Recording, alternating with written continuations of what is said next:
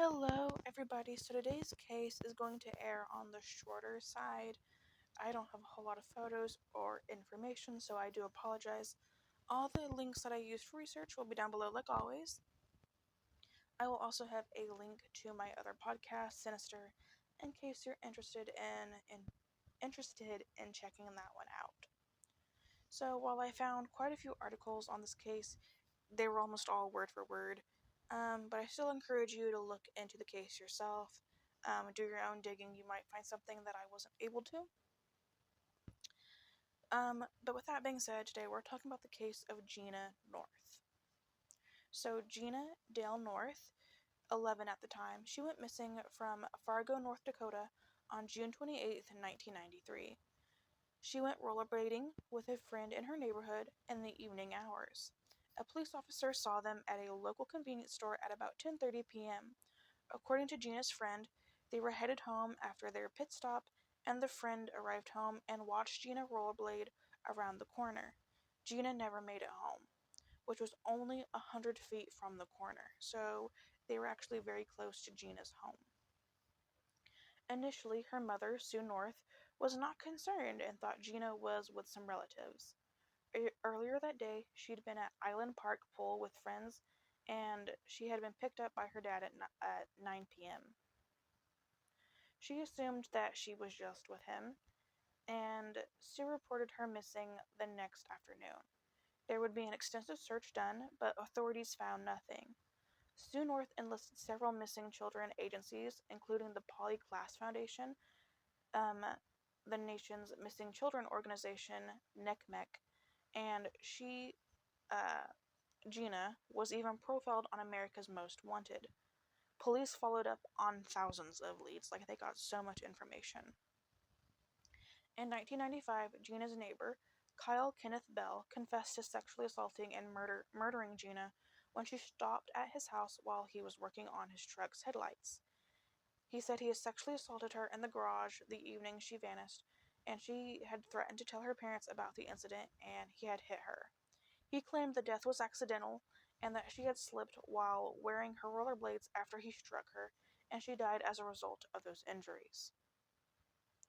Kyle Bell said he dumped her body in the Cheyenne River shortly after.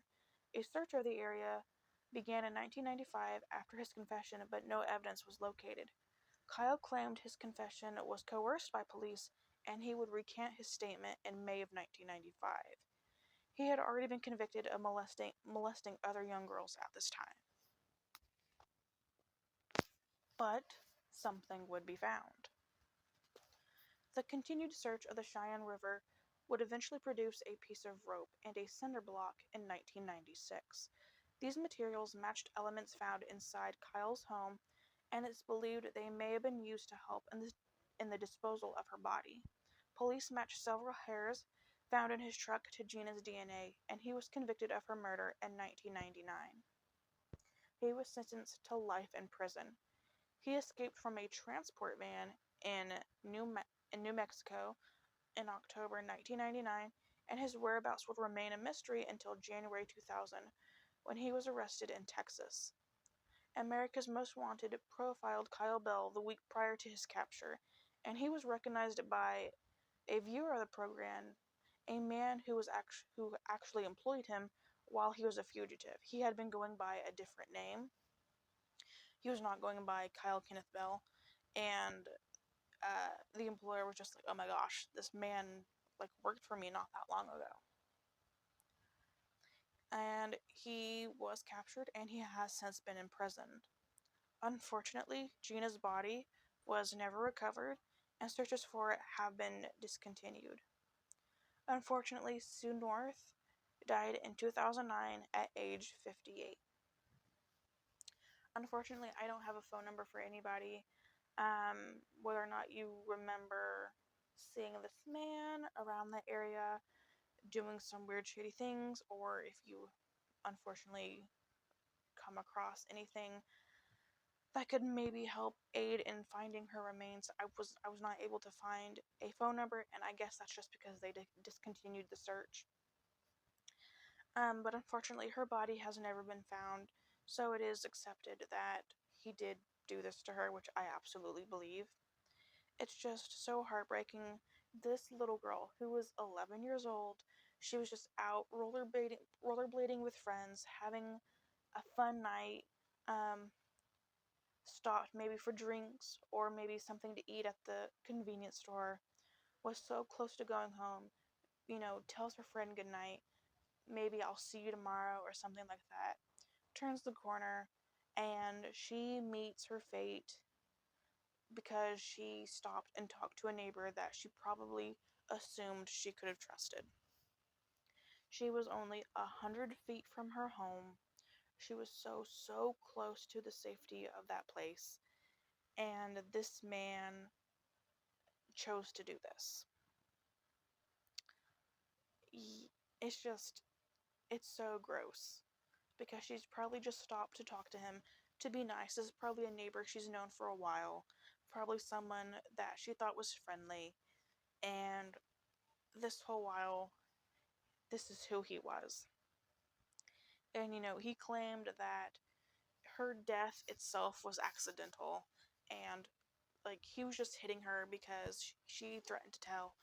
And I don't believe that. I do think that she probably did say, like, I'm gonna tell my parents, because I feel like most kids, if something like this is happening to them, they're probably like, I'm going to tell on you. He probably got scared, and I think he probably actively meant to kill her. I don't think it was an accident. I think he probably said that in the hopes that maybe his sentencing wouldn't be so harsh. But oops, what do you know? But I really hope that something will be found one day and they can actually like put her remains to rest. She can be buried and it can actually be completely closed, because I don't feel like it's completely closed until she's home. But she did not deserve what happened to her, and thankfully he remained in prison, and I hope that he has a miserable time. I don't know if he's still alive, um, but if he is, I hope that he's just miserable. But with that being said, if any of her family comes across this, I just want to say that I am so sorry for what happened to Jeanna. I hope that you guys can find her remains one day and you can put her to rest. Um, with that being said, thank you so much for listening to Jeanna's story, and I will see you guys very soon. Bye, guys.